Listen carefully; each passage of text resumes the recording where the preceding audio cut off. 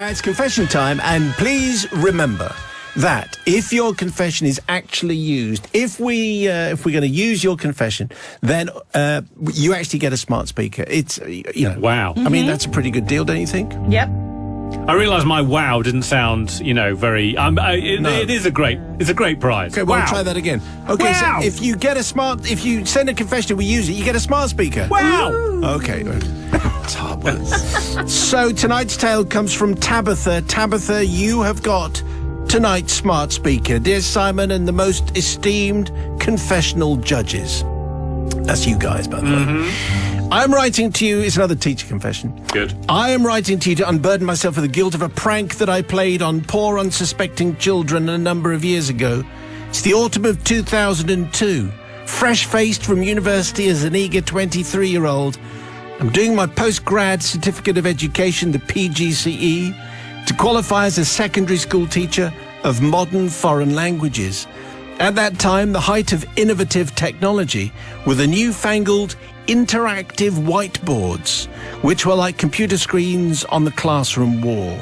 My school had several whiteboards, but not all staff used them, or they certainly didn't use them fully. This is because they had no idea how they actually worked.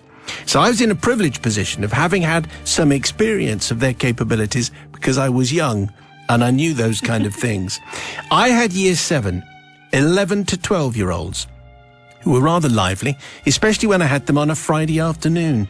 They became very excited and several were lacking in the focus department, which sounds like the kind of thing you might write in the end-of-term report. I had a great rapport with them all, however, but I decided to go to some desperate lengths to calm them down. One wet, miserable winter afternoon, behaviour is always more dubious after a wet play lunchtime, the children came in. It's crazy. We began working through some speaking activities with questions and answers about themselves. The whiteboard is in operation. At some point, I wrote on the board the question, "Comment t'appelles-tu?" and turned to face the class as I addressed them about the way they should formulate their answer, explaining, what's your name and so on. A hush descended in the room, and a few faces near the front went white.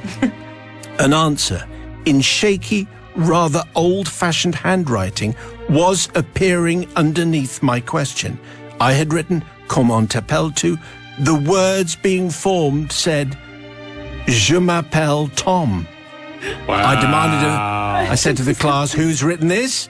Where's this answer come from?" They all vehemently denied any knowledge of it. "Who has remote access to this board?" I demanded. No one did. They were rather shocked, so I suggested we ask the next question. "Quel âge as-tu?" I was thinking, would it be better to be "Quel âge avez-vous?" No, because she's already used 2, hasn't she? I know, but it's a little bit informal. But anyway. And again, a slow response appeared as the number 104 appeared underneath. I don't like this. Children began grabbing each other, holding hands. Tears were shed, and I'm afraid young Philomena had a small accident. Philomena. Oh, dear. Someone shouted, "I want my mum." Anyway, I persevered and I asked in English this time, "Who are you?" Some of the class read the answer aloud in shaky voices as it appeared slowly on the screen. "I am Tom. I was a student here 100 years ago. I am trapped and cannot leave." "Why are you trapped?" I wrote.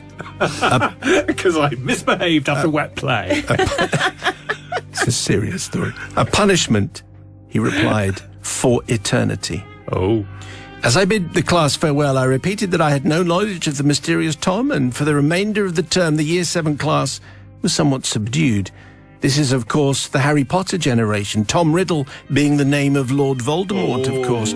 Trapped Tom, I have to say, made a number of appearances, each more tragic than the last. He was apparently an orphan from the city of London. His parents were eaten by moths. Or something like that. And he'd been punished for untold wickedness. And he told the pupils to work hard, though I think I was pushing it at this point. In reality, of course, all I'd done is I'd chatted to Dominic, the IT support person in our school, who could access the board remotely in our classrooms. And Dom was Tom, with lines scripted by me. I think the story might have become legend. Trapped Tom is what people talked about.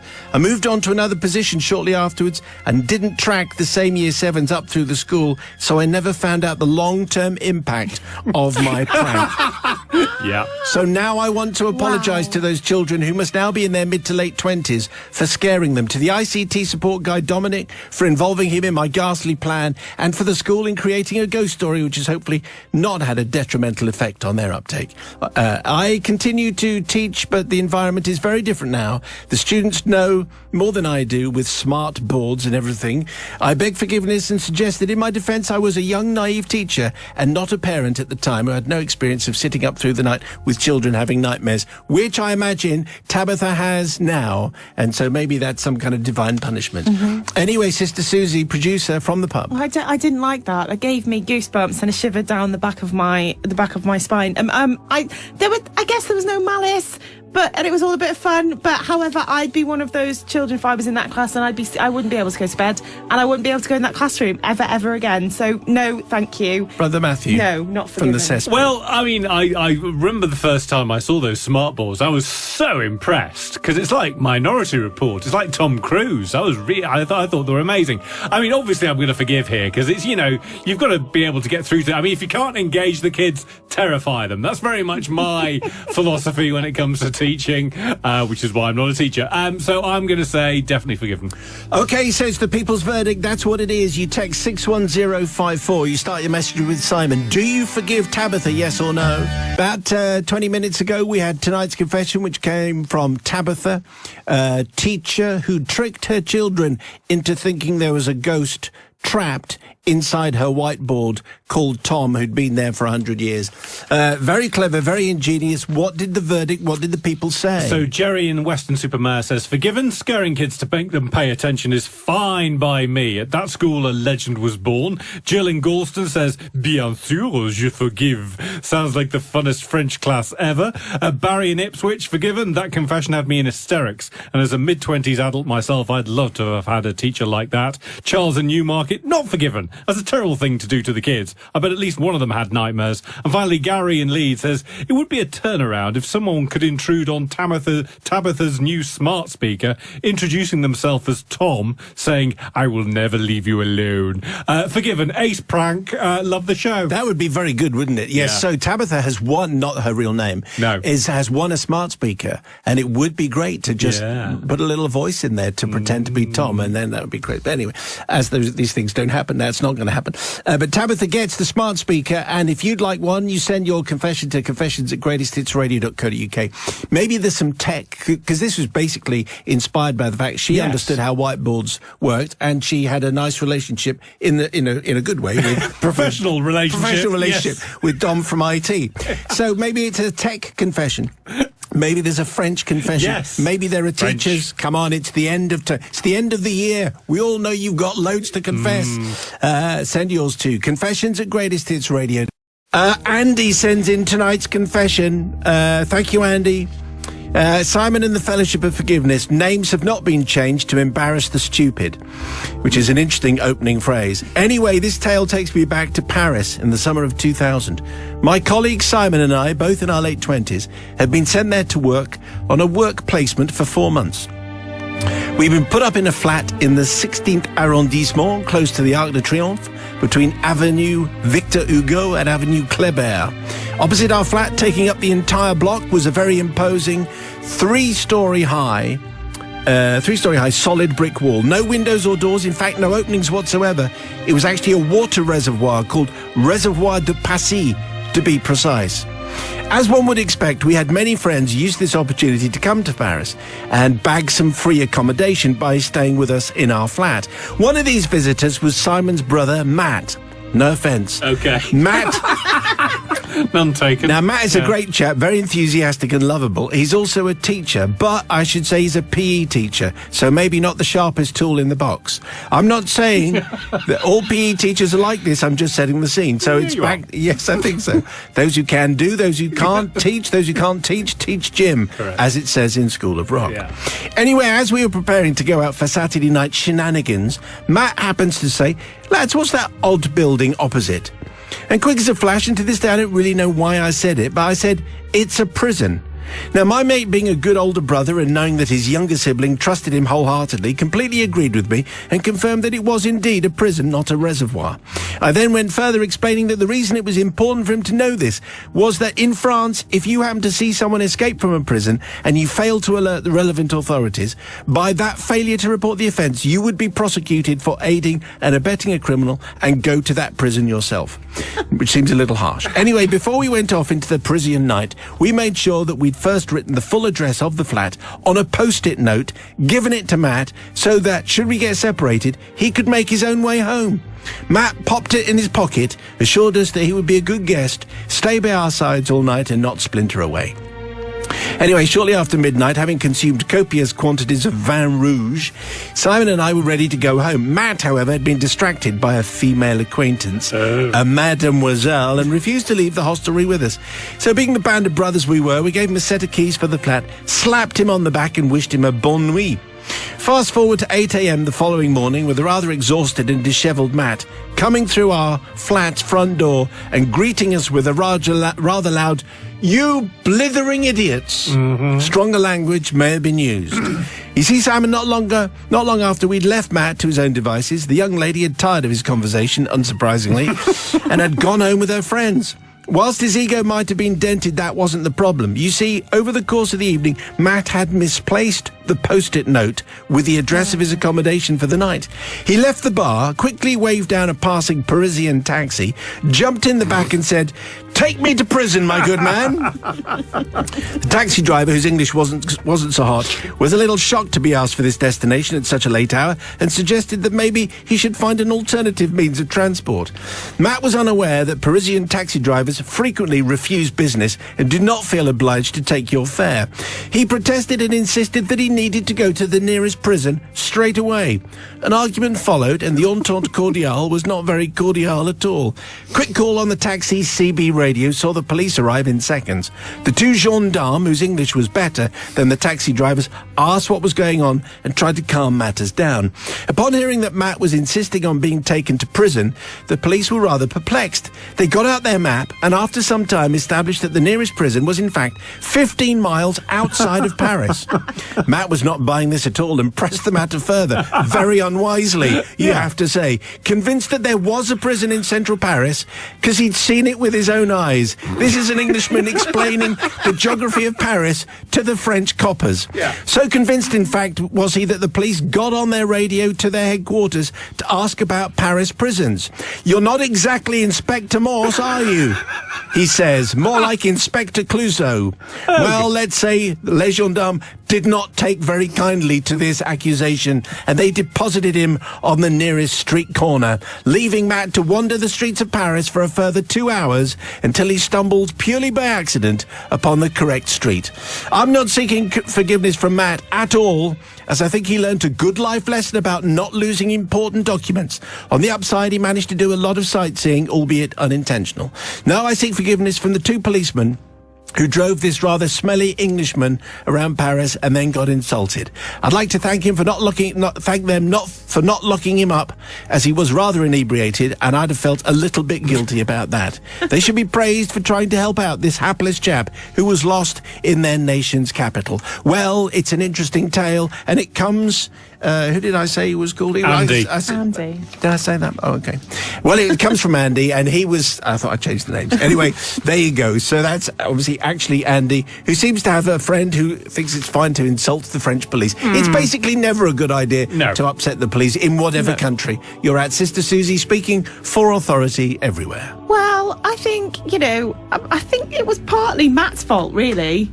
That all this happened. Like, obviously, they told him it was a prison, but he lost the post-it note, And, you know, he then insulted the lovely French police. So for that reason, Andy, I think I'll forgive you on this occasion. There might be some sibling stuff going on here, really, because it depends whether it's okay to mislead younger siblings or not. Anyway, let's see where Matt, with the morals of a sewer, picks this up. I think, French sewer in this a case. French sewer. I think Matt's obviously in the wrong here, isn't he? I mean, he's the one that's decided to, as Susie points out, he's the one that's lost the Post-it note and then decides to try his luck with the gendarmes.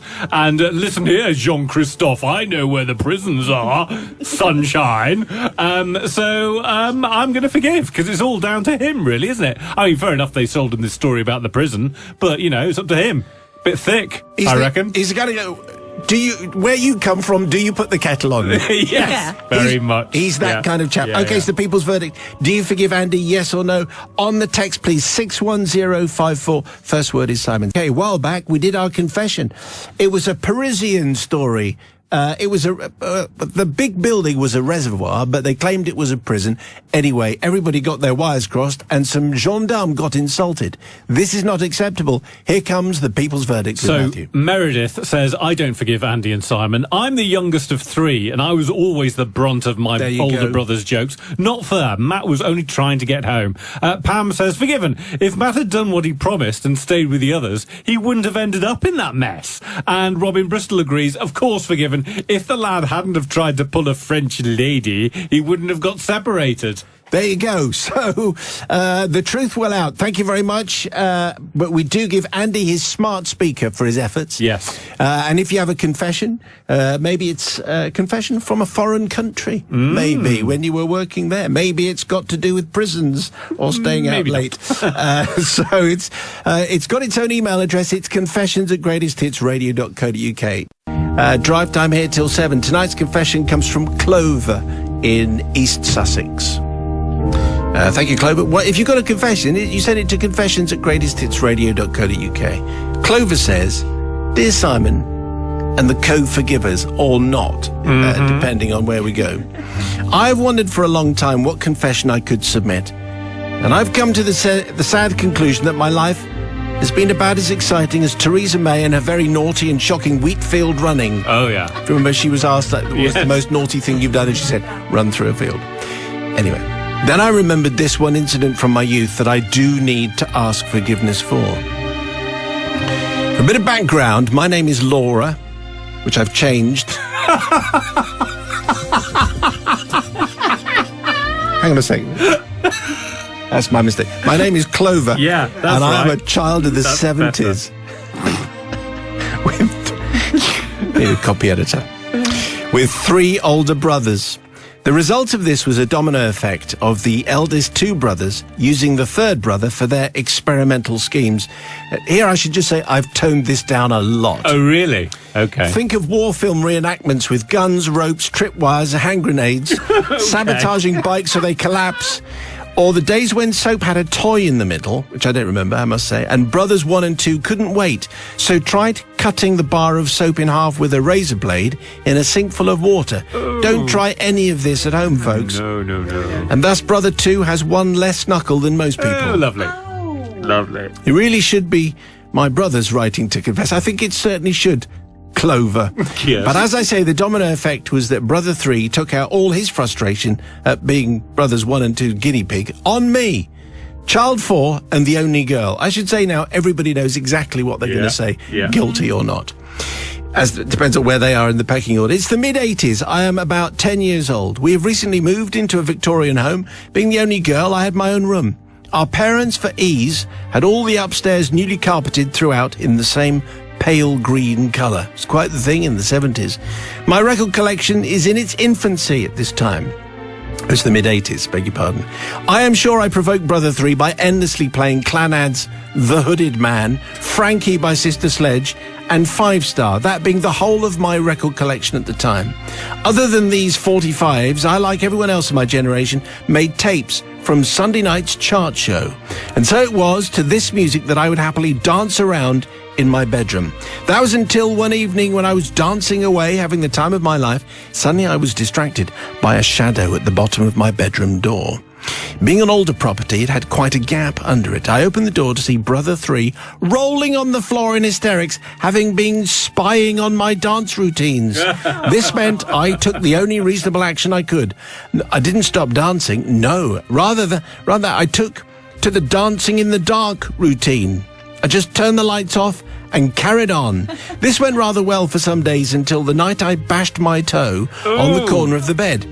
Yaroo! I said, as that's what everybody said in the 80s when they hurt themselves. I gamely carried on bopping to, I think it was Keep Feeling Fascination by Human League. But my throbbing toe meant that I just wasn't feeling the groove, you know? So eventually I stopped dancing and turned on my bedroom light, which was when I saw it. Blood absolutely everywhere. My toe wasn't just stubbed, it was lacerated. And I carried on blissfully unaware for 10 minutes. So now as I looked at the new pale green carpet, quite the thing in the 80s, it was like a terrible murder had been committed, and the blood splatter pattern was definitely a job for CSI or Dexter or one of those guys. The new bedroom carpet was now streaked with red. In blind panic, I hopped to my brother 3's bedroom for help. Now it looked as though the body had been dragged from one room to another. What a mess. After he'd once again laughed at me, because that's what brothers do. He did try to help clean the carpet a bit, but he made a terrible job of it, and the carpet eventually had to be replaced at great expense. Plus, it was my brother's fault. Anyone with a brother will know this. So in a very real sense, Father Simon and your co-conspirators, my brother is responsible for 1, my lacerated toe, 2, my extravagant blood loss, and 3, all the new carpets being replaced at a cost of thousands of pounds. I asked for forgiveness, not from my brother, because he shouldn't have spied on me in the first place. What kind of a brother does that? But rather I seek forgiveness from my parents, who were out of pocket big time. And if it might sway the jury, I'm happy to apologise for having bought a Clanad single. Well, I don't think you need to apologise for buying Clanad. We like Clanad. Anyway, Clover from East Sussex, here comes the verdict of Sister Susie, our top producer from the pub. Well, I think... Oh, hang on, sorry about that. There you go. Oh, okay, there we go. I think, Clover, I am the youngest of 3, so I'm always going to go with the youngest, which is you. So therefore, I forgive you, because I have also been blamed for many things and the outcome of lots of, pranks. And, it's just mean. It's not fair. He shouldn't have been watching. He shouldn't have laughed. And therefore you stubbed your toe. So not your fault. It's your brother's fault. There you go. Forgiven. Boom. It's the pecking order. That's what matters. It is Brother absolutely Matthew. The pecking order. Blood on the dance floor, quite literally, the kids tonight. And don't forget, home taping is killing music, I'm sure. So it sure is. So That's it a is. good point. Absolutely. Watching your sisters dancing is hilarious. I did it. I'm the eldest of 2. And, they're doing the dance routines in the front room with the stereo on. Hilarious. So I'm definitely going to forgive because, it was just she was the one who chose to turn the light off. It's not his fault. Not child number 3's fault. It's her fault. So nothing to be forgiven for. Oh, hang on, I've just come out on her side. Yes, I'm going to still forgive because this didn't make any sense. Yeah, So you're I've tied gonna myself forgive? in knots. No You're logic gonna to this forgive one at even though all. you're... Okay. Right, okay, very coherent. Anyway, it's the excitement, pre-match excitement. Yeah, that's it. Yeah. Do you forgive Clover, yes or no? That is the question. That is the question that we're asking tonight. You've heard Clover's confession. Extravagant blood loss indeed. She's blaming it on her brother. Are you prepared to accept that? 5 minutes past 6. People's verdict is in on tonight's confession from Clover in East Sussex and her lacerated toe, and it was all her brother's fault. Here it is. What do they say? So Roy says not forgiven for walking around bleeding. Common sense to stop, turn the light on and check, not carry on dancing. Kenny in Bridlington, unforgiven. If she hadn't turned the lights off, this wouldn't have happened. Sorry, but unforgiven. No. And Lorna in Highland says Clover is forgiven. In fact, she could have been forgiven if she told her parents that the annoying so-and-so had stamped on her foot. There you go. It's all about the pecking order. Indeed. If you have a pecking order, brothers and sisters related confession, we'd love to hear it. Confessions at greatesthitsradio.co.uk. 13 and a half minutes to 6 o'clock. If you have a confession, we would like to read it. But we would only like to read it if it's legal. Mm-hmm. Yeah, obviously. If it doesn't involve a laxative of any kind. Nope. And if it's not a large memoir which goes on for 10 pages. Or teeny tiny as well. Yeah, sending me a couple of sentences is not really very... I mean, I can pad it out a bit, but I can't pad out that much. So here is today... And if we use yours, you get a smart speaker. And it's Gavin who gets today's smart speaker. All right, Gavin, thanks very much for this. Father Simon. I should say, by the way, just at the beginning, there's no need to be too worried. Oh, really? Is this going to go down a certain path? Well, no, people might just think, oh... Okay. I'm just saying, But it's not going to go down that path. These are just words of reassurance. I mean, it's not great, really, but... Right. There's some grim stuff. Probably. But really, I'm just trying to give some words of reassurance. Yes. Looking forward to it already. Father Simon says, Gavin, my confession goes back to around June 2016. And I received a telephone call from my slightly hard of hearing mother in which she told me of the sad passing of my Auntie Margaret. Now, though we hadn't spoken for a while, it's always sad, obviously, when someone you know passes away. I didn't want to disturb her daughter, Susan, my cousin, whilst she may have been at work, but wanted my cousin to know that my thoughts were with her at this difficult time. So I decided to text her, saying how really sorry I was to hear of her mum's passing and that I would ring her later when she finishes work that day. However, it turned out this was the first thing that she'd heard of it, and she didn't actually know anything about her mum being dead. What? She wrote back. I thought she was at Sainsbury's. No. Well, if only the earth could have opened up and swallowed me whole. Not at Sainsbury's. No. Well, it might have been at Sainsbury's. It could have been the Co-op. It could have been at Sainsbury's. Or Morrison's. Or Waitrose. Yeah. Or Lidl. Yeah. Or all of them. Obviously, at this point, I was feeling awful that someone should find out about their mum's passing away via a text message from their cousin. Around 10 minutes later, my sister rang up to also tell me that Auntie Margaret had died. I explained that Mum had already rung me to tell me the sad news, but that news hadn't reached Susan until I'd told her. Well, you're an idiot, said my sister. I always knew it, and there's the proof. As I was on the telephone to my annoying sister, again, the sibling rivalry. Yeah, good. My mum was trying to get hold of me again. So I explained to her that Mum was on the other phone and I'll see what she wants before ringing my sister back. My mum explained she'd made a mistake. What? That although she was correct in the unfortunate passing away of Auntie Margaret, as she had both a sister and a sister-in-law called Margaret, she had in fact got them mixed up. Oh, no. It wasn't that Margaret that had died, it was the other Margaret. So that's okay, although it's not quite okay because obviously it's not great for the other Margaret, but it's good news for the original Margaret. In Sainsbury's. Anyway, the one who's in Sainsbury's. Or... Now, my worst fears had been realised, Father Simon. I just texted my cousin to tell her how sorry I was that her mum, my Auntie Margaret, had died, when in fact she was still alive, probably was in Sainsbury's, and that the other Auntie Margaret had died. Well, what should I do? I needed to rectify this terrible mix-up as soon as I possibly could. But how did I do that? Immediately call her and explain the terrible situation and express my apologies for the incorrect information I'd given? No, I couldn't bear to break the news in person, so I did what anyone would do, I think. I messaged my cousin with the good news. Guess what? I said, your mum's not dead after all. Good news! Yeah! Good news. She probably is still in Sainsbury's. Sorry to get my wires crossed. Then, I'm afraid to say, Father Simon threw my mum under the proverbial bus by sending a new text explaining that it was all my mum's fault and how genuinely sorry that I was the one to tell her that her mum had passed away when in actual fact she was completely alive. I seek forgiveness for myself and vow never to use a text message for any important family issues again. I further seek forgiveness for my mum, who clearly should have asked who she was speaking about. Clarify which Margaret it is. Yes. Yeah. To avoid any confusion. Also, sister dear, I'm not the idiot in this family. I think we know who that is. Anyway, so he's just finishing on a little bit of a pleasing family rivalry at the end.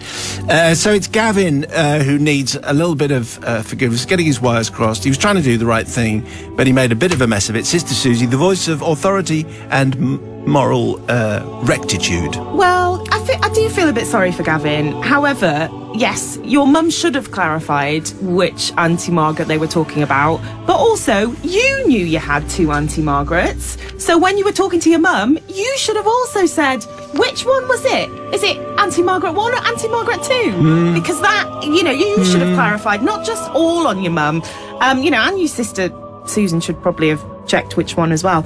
So yeah, I do feel sorry for you. What a terrible mix-up, but poor cousin finding that. Well, news yes, out by text but message. also it's Gavin's mum's fault, really, isn't it? Because she was the one who made the call and said, Yeah, very true. But Yes. he should have. He had some responsibility to check before spreading the news. So are you forgiving I'm or not? I'm not going to. You're forgive, not going to no. forgive. Okay, Should have make a note of that. clarified.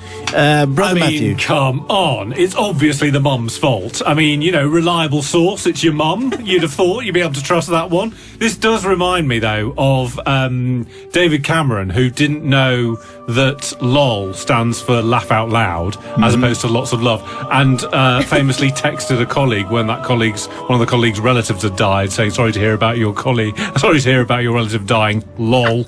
Not really what you want in the text message. No. So I'm definitely going to forgive, because it's the mum's fault.